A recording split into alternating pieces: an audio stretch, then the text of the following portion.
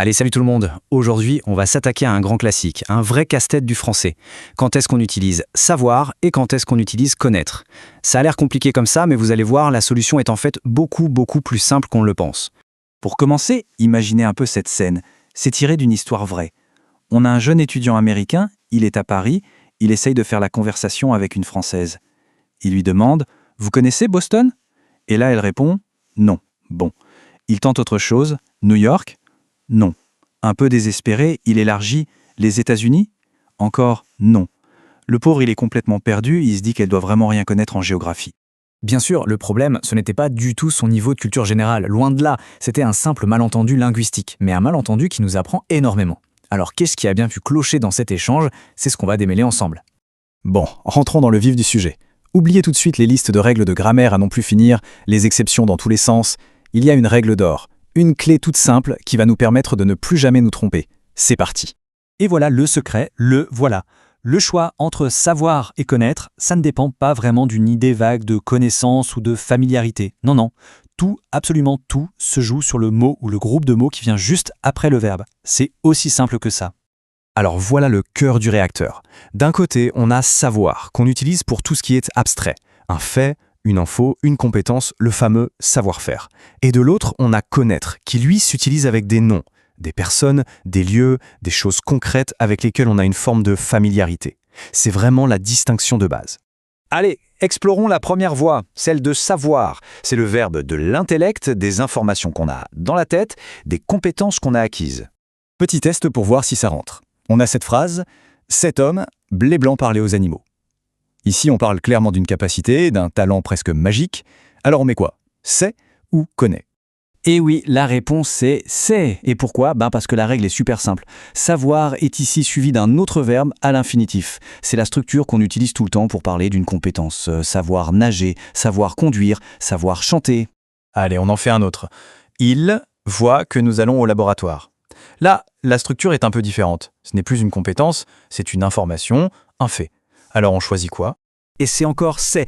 La règle est tout aussi simple quand on exprime la connaissance d'un fait, d'une information introduite par « que », c'est toujours savoir. Je sais que le train est à l'heure, c'est une information pure. Donc, si on récapitule, c'est simple. On utilise savoir devant un autre verbe pour une compétence. Devant un petit mot comme où, quand, pourquoi, devant que ou si pour un fait, ou même tout seul pour dire qu'on est au courant de quelque chose. Oui, je sais. Bref, c'est le verbe de l'information. Bon, maintenant qu'on a bien cerné savoir, on va passer à son faux jumeau, connaître.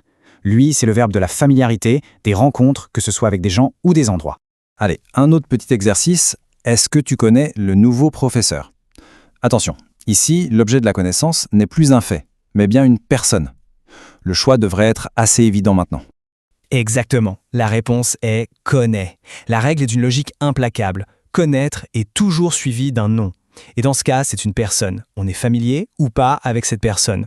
Un dernier pour la route, cette fois c'est un lieu. Je ne manque pas le vieux Trois-Rivières.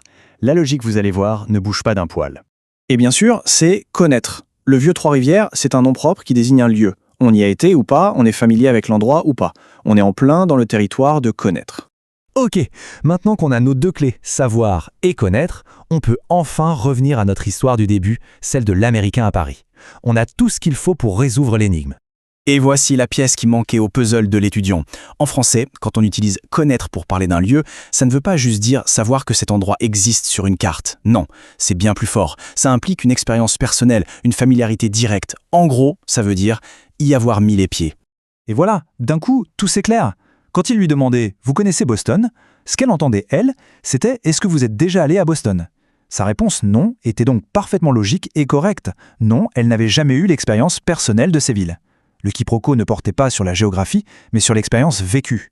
Bon, pour résumer tout ça, si on devait garder une seule chose en tête, une sorte de clé passe-partout pour ne plus jamais hésiter, ce serait la suivante. La distinction est finalement très claire. Si on parle d'un fait ou d'une compétence, c'est savoir qui prend le relais, souvent avec que ou un verbe derrière. Si on parle d'une personne ou d'un lieu avec lequel on est familier, c'est connaître, suivi d'un nom. Avec ça en tête, l'erreur devient presque impossible.